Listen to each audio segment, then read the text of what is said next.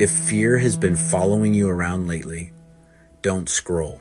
There was a season where fear didn't just visit me, it moved in and tried to take over. Fear is loud. It exaggerates. It whispers worst-case scenarios until your body feels like it's already happening.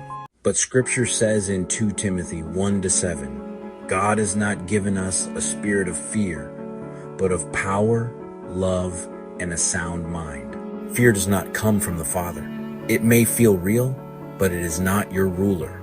And in Isaiah 41-10, do not fear, for I am with you.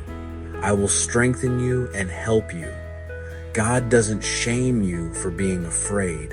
He steps into it with you. Pray this with me.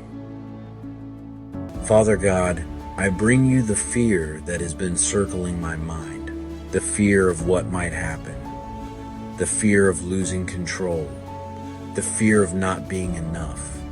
I renounce the lie that fear has authority over me. You have given me power. You have given me love. You have given me a sound mind.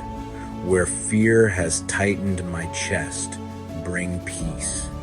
Where fear has stolen sleep, bring rest.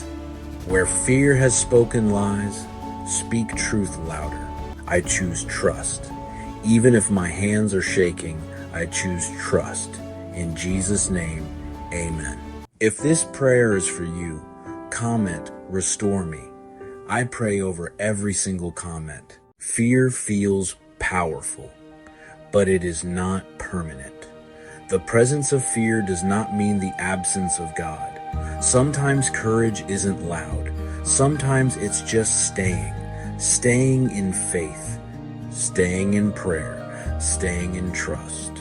Fear doesn't have the final say. Jesus does. Grace restores all.